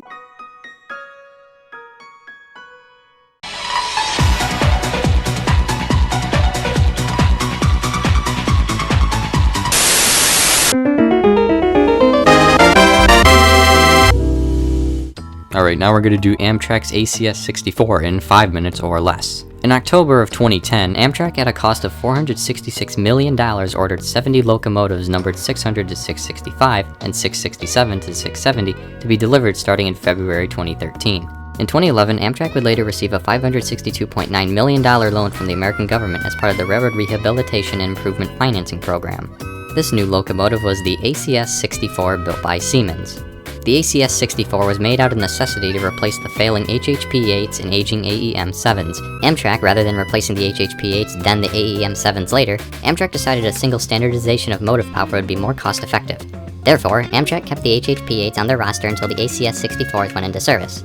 The ACS-64 was based on Siemens' European Eurosprinter and Vectron locomotive models. Both of these were used in mixed traffic service. However, during construction, structural changes were made to meet American crashworthiness standards. This included an anti-climber in the event of a head-on crash, along with a crumple zone. The couplers are also designed to prevent rollovers and jackknifing. The units were built with a monocoque design, resulting in the body being one single piece, similar to the Genesis engines. The brakes are 100% regenerative, making them very energy efficient. This takes excess electricity the locomotive did not use and puts it into the catenary wires so other trains can come along and use it. The locomotives rate in at 8,600 horsepower and capable of operating at speeds upwards of 135 miles an hour on a B-B wheel arrangement with Siemens SF4 trucks. However, they are authorized to only operate at a speed of 125 miles an hour maximum, with upwards of 18 amp fleets and reach that top speed within 8 minutes. The locomotives come in at a length of 66 feet 8 inches, a width of 9 feet and 9.5 inches, a height of 12 feet 6 inches, and weigh in at 215,537 pounds. The units typically came equipped with Nathan K5LA air horns. Here's a few samples.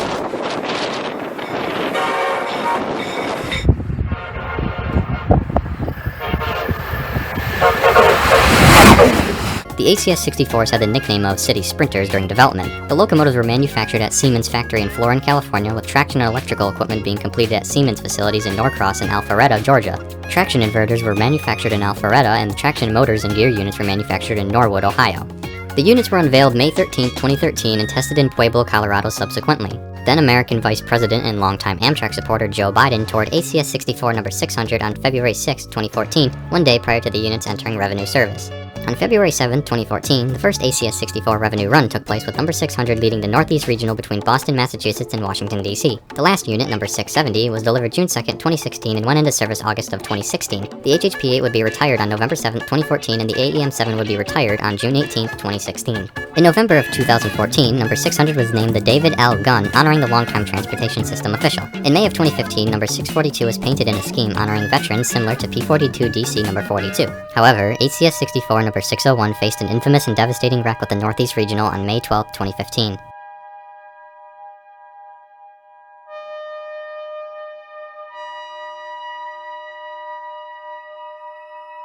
The wreck occurred at Frankfurt Junction and was caused by overspeeding. The train should have been going 50 miles an hour through the curve, but instead accelerated and ultimately derailed at 102 miles an hour upon the emergency brake application. It is believed something hit the windshield of the locomotive, thus disorienting the engineer. Of the 238 passengers, 8 were killed and over 200 injured, with 11 critically. On April 3rd of 2016, ACS-64 number 627 leading the Palmetto crashed into a backhoe derailing at 106 miles an hour. 2 track workers were killed as a result. 41 were ultimately injured. Track 3, the track the train was traveling on, was meant to be temporarily closed as the backhoe was situated under Track 2 for maintenance. Miscommunication between 2 track foremen and track dispatchers is believed to have led to the derailment. Despite these wrecks, the ACS-64s have proved itself worthy replacements on the Northeast Corridor, racing trains up and down the line. The question that now remains is how long will the ACS-64s last on Amtrak's roster? Despite anything the ACS-64s may encounter, they always will be, and still are, part of the history book of Amtrak, the National Railroad Passenger Corporation. And before I get to the concluding remarks, no, I don't have plans to do the Siemens Chargers as they've pretty much just entered service and there really wouldn't be much to talk about at all.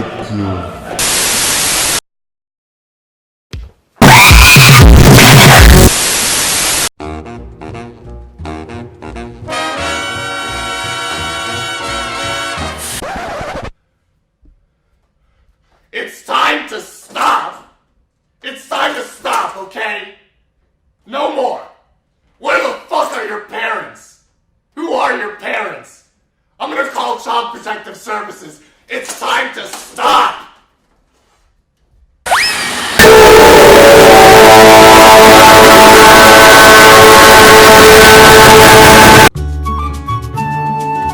Hi everyone, Amtrak Guy 365 here. Today I'm here to talk about the Bombardier Alstom HHP-8. Amtrak's popular and reliable AEM-7s were going in for rebuilds into AC power and refurbishments as they were nearing their 20th year in service.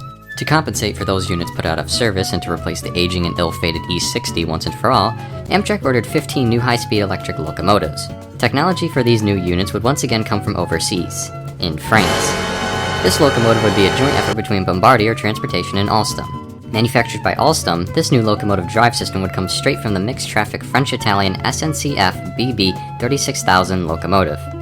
The new locomotive would come to be known as the HHL-8, High Horsepower Locomotive with 8,000 horsepower. The name was later changed to HHP-8, meaning the same exact thing.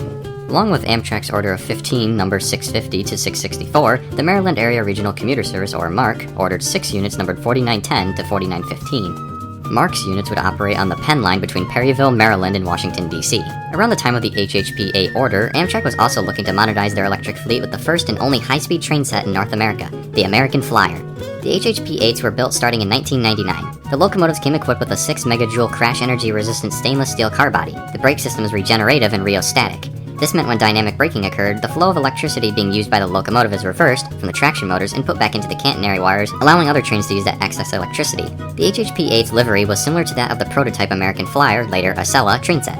Moving on to locomotive statistics, the HHP-8 rode on a B-B wheel arrangement, was rated for a top speed of 135 miles an hour, but due to FRA Tier 1 standards were limited to 125 miles an hour. The locomotives came in at a length of 67 feet, 1 inch, a width of 10 feet and 4 inches, and a height of 14 feet, 2 inches. The locomotive weighed in at 222,000 pounds exactly, and most units came equipped with Nathan K5LA air horns. Here's a few samples.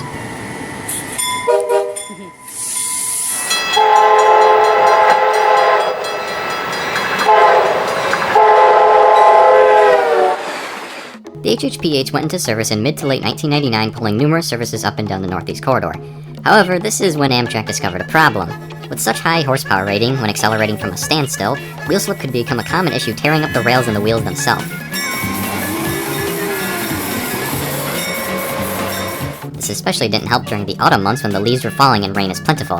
And I thought this was only a British problem. The microprocessors and CAD signaling in the engine would also malfunction or completely fail during adverse weather conditions. The locomotives would break down with mechanical failures, and repairing them to working condition took longer than expected. The locomotives also tended to sway side to side at higher speeds. This was thought to be within the truck design, but nothing really much was done to fix them. Another issue revealed in 2002 was cracks in the trucks, causing the temporary removal of all 15 HHP-8s from service, along with the Acela Express train sets. In 2000, prior to the Acela Express train sets being put into service, HHP-8s were painted into an Acela Express paint scheme for the newly extended Northeast Regional Service from Boston, Massachusetts to Washington, D.C. This was also in response to the completed electrification of the Northeast Corridor between New Haven, Connecticut and Boston in 2000, preparing for the Acela Express arrival. The HHP-8 essentially acted as an Acela train set, but instead of power cars, was a dual-cab individual locomotive. Between 2000 and 2003, the train was known as the Acela Regional, but in 2003, with the new Acela train sets in service, AM fleets and HHP-8s previously in Acela Regional paint were reverted to Phase 5 paint. Despite the fancy paint jobs, the HHP-8s still suffered from mechanical issues running their various services up and down the corridor. By 2009, the units required unscheduled maintenance every 12.6 days on average. In October of 2010, Amtrak placed down an order of 70 for a new electric locomotive to replace both the AEM-7s and HHP-8s. This was the Siemens ACS-64 City Sprinters. Rather than retiring the HHP-8s immediately, Amtrak retained the units on their roster as a single mode of power standardization would cost less.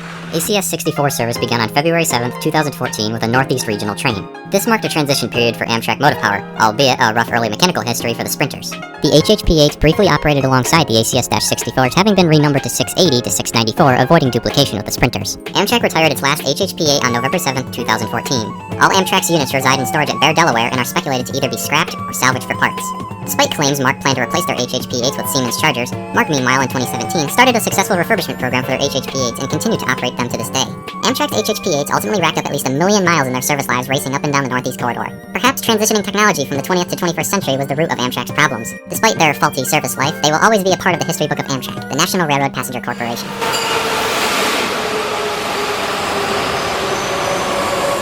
Thanks for watching. Thank you to all the following people and sources for providing info, photos, and videos for the production of this episode. I will be concluding Engines of Amtrak next time when I discuss the Acela Express train set. Stay tuned, and thank you again for watching.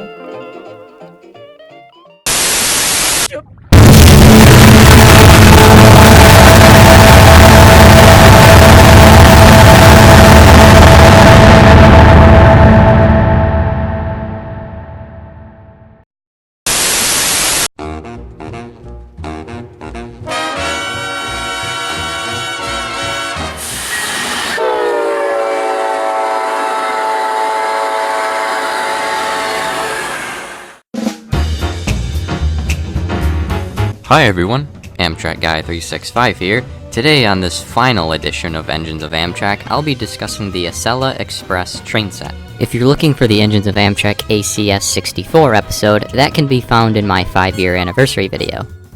The United States was once well known for its vast fleet of modern fast passenger and freight trains, steam locomotives, and sleek, streamlined diesels racing across the country.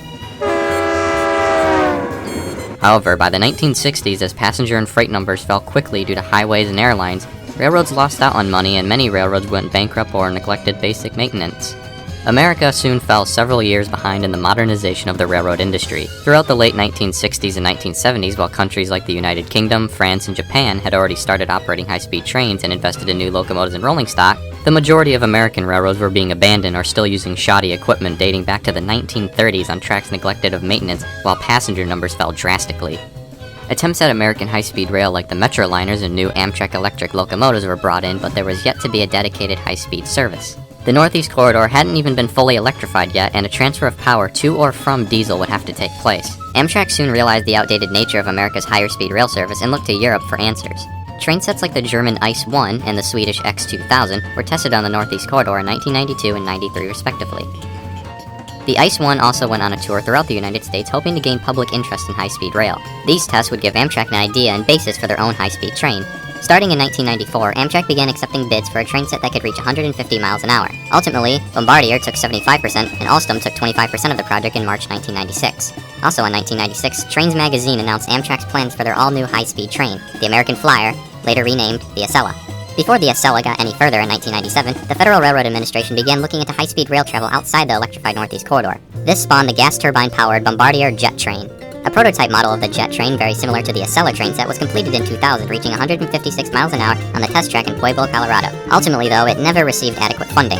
On March 9, 1999, even before the completed electrification of the NEC, Amtrak officially announced their all-new plan for rail service in America, a project expected to cost $754 million, which was a dedicated high-speed passenger train set with 20 of these trains running between Washington, D.C. and New York City. Also included was the remaining electrification of the Northeast Corridor and new shops in Washington, D.C., New York City, and Boston. The new train set would be finally called the Acela Express, combining acceleration and excellence. It was with this announcement that electrification between the 454-mile section of track between New Haven, Connecticut and Boston, Massachusetts would begin with the North End Electrification Project. Railroad crossings were removed and/or improved during the program. Amtrak's Acela name was originally meant to be a rebranding of slower commuter trains, higher-speed intercity trains, and the all-new Acela Express high-speed service. However, due to confusion with lower-speed services, the Acela branding from non-Acela Express trains was removed in 2003. The Acela was built to push American railroads into a modern age, but also have to adapt to the 19th century engineering of the Northeast Corridor. This included many curves and century-old tunnels and bridges. This was met by implementing tilting technology derived from Bombardier's earlier LRC train sets. Tilting occurs through curves at speeds of 60 miles an hour or more, allowing for high speeds to be kept up and for a more comfortable ride. The maximum tilt on the Acela train set is 4.2 degrees. With speeds over 135 miles an hour, the pantographs need to be constantly touching the overhead wires. New catenary technology was put in place for constant wire tension in the catenaries, but is also only in place north of New York City. South of New York City, trains are limited to 135 miles an hour due to older catenary technology. Each Acela power car is rated for 165 miles an hour, but in service only gets up to 150 miles an hour. The Acela reaches this speed for only 33.9 miles of the 457 miles of the Northeast Corridor. This is due largely in part to the many curves, century-old bridges, and tunnels. Each power car weighs in at 204,000 pounds. The power cars are rated for 6,169 horsepower, each totaling 12,338 horsepower. Each power car puts out 49,500 pounds of tractive effort, totaling to 99,000 pounds in all. The power cars have a length of 69 feet, 7 inches, a width of 10 feet, 5 inches, and a height of 14 feet, 2 inches.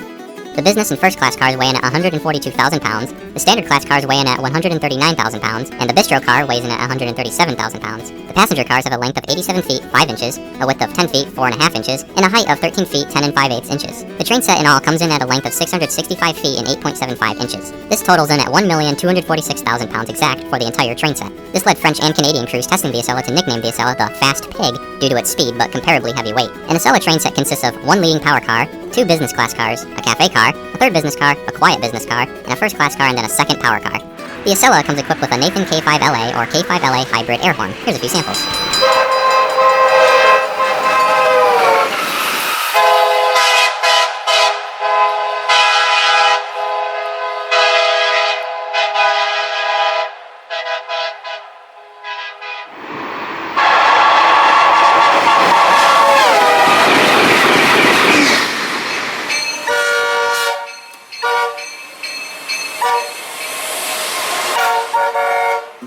The Acela's passenger cars were built in Bombardier's plant in La Pocatier, Quebec, and assembled in Bear, Vermont, and Plattsburgh, New York. Originally, the train sets were to be completed in 1997 with service starting in 1999. However, during this time a rebranding effort was happening. This came about after the transfer of presidential power from President Thomas M. Downs to George Warrington in 1998. Warrington's first plan of action was to replace the 1971 vintage pointless Arrow logo with a sleek, more modern emblem known as the Three Sheets to the Wind. After the rebranding, the Acela was expected to begin service in 1999, but it was then discovered that catenary wires between Washington, D.C. and New York City couldn't handle the high speed, so redesigning was required. After a year's worth of delay, on November 16, 2000, the Acela made its inaugural run.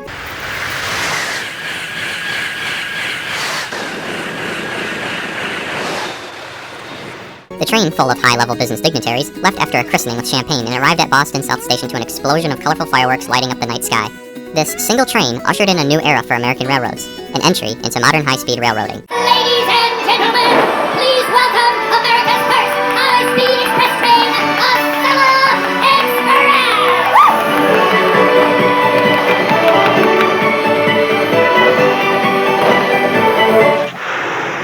It's sleek, it's fast, and it's called Acela. The chairman of Amtrak calls the bullet train the way of the future. This is the first high-speed train in this country.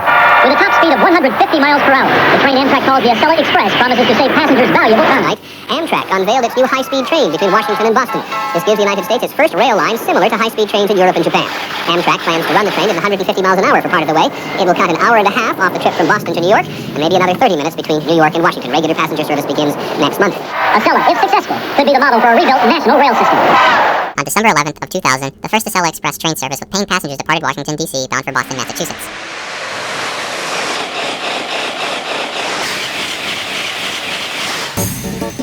The train travels between Boston, Massachusetts, and New York City in 3.5 hours, and the New York to Washington run takes a minimum of 2 hours and 45 minutes. The entire Acela Express route takes 6 hours and 38 minutes to 6 hours and 50 minutes at an average speed of around 70.3 miles an hour. During the first fiscal year of operation between December 2000 and September 2001, ridership amounted to approximately 462,000 passengers. After the terrorist attacks of September 11, 2001, security was greatly tightened in the world's airports. This led to more inconveniences for passengers and an overall slower boarding process. This caused many people to switch to riding the Acela due to its easier boarding process, faster schedule than an air shuttle, and not having to deal with the congested highways. This new influx of passengers on top of the already numerous downtown city commuters brought the service even more praise. Passengers greatly enjoyed the immediate downtown station connections, amenities offered, along with the comfortable seating and on-time performance. After only 2 years in service, however, in 2002, a problem erupted when it was discovered that the brackets holding the trucks and shocks together was cracking, and it could have caused severe yawing or side-to-side motion when running. All Acela train sets were taken out of service for inspection, but soon put back into service. In August 2003, 21 eastern power plants shut down in just 3 minutes due to a massive power outage in the northeastern United States and Canada. There is no evidence of any terrorism whatsoever. Nobody has been injured during the evacuation procedure from reports of huge anxiety, obviously, particularly in New York. Tens of thousands of people in the streets, massive traffic jams. For some reason or other, there was a power failure in northern New York or southern Canada. Unless it's absolutely necessary. This caused streetlights to go out, electric water pumps went down, business, residential, and city lights went out. This also affected electric trains as well. For the Acela, this caused the train to be stranded on Hellgate Bridge for 9 hours until a rescue engine towed it to Penn Station. The outage cost New York City $500 million alone. In 2005, another issue was cracking brake discs. This sidelined the Acelas once more. A multitude of mechanical issues have also plagued the Acelas over the years. Suspension spring brakes, the tilting mechanism dog bones would fracture and break, and traction motor failures have all plagued the train sets. On a more upbeat note, in 2017, the Acela received presidential significance. Then American Vice President Joe Biden, aptly nicknamed Amtrak Joe, rode Amtrak, specifically the Acela, one last time out of Washington, D.C., back home to Wilmington, Delaware. Biden had taken 8,200 round trips, accumulating 2 million miles riding Amtrak daily since 1973, when he began his career in Washington as a Delaware senator. Most recently, on February 6, 2018, Acela train 2150 split apart between the first and second cars at 124 miles an hour. Thankfully, no one was injured or killed. This caused a rather big disturbance in conversation about Amtrak's overall maintenance. Even with these issues, the Acela proved to be one of Amtrak's most popular services. 40% of Amtrak's total ridership and 55% of ticket sales is the Acela alone. Despite the mechanical problems, Amtrak's Acela has continued successfully racing into the modern day, providing passengers with reliable service. However, there are demands to increase speeds on the Northeast Corridor even further than the Acela. A recent upgrade plan will allow for a section of 160-mile-an-hour track running 23 miles between Trenton and New Brunswick, New Jersey. This is expected to be completed in 2019 and operated by another all-new high-speed train set. With the Acelas nearing 20 years of age, Amtrak has recently decided it's time for another upgrade. An upgrade costing a $2.4 billion investment. On August 26, 2016, Amtrak in partnership with Alstom announced the Novalia Liberty train set. These new train sets will be replacing the Acelas. Along with this plan would include increased 160-mile-an-hour track sections, new signaling, and possible portions of track topping out between 186 and 220 miles an hour. There are 28 train sets planned, featuring more frequent service, a tilting mechanism, articulated coaches, and a 30% reduction in train set weight. Construction began on October 2017 at Alstom's plant in Cornell in Rochester, New York. That same year, the paint scheme was revealed as a mock-up model. The prototype set is to be completed by 2019, with service beginning in 2021, while delivery is finished in 2022. Amtrak plans to retire the Acelas by 2022 as well. In the meantime, the Acelas will continue to live on in service, and no matter what they face in these coming years, they will always be, and still are, part of the history book of Amtrak, the National Railroad Passenger Corporation.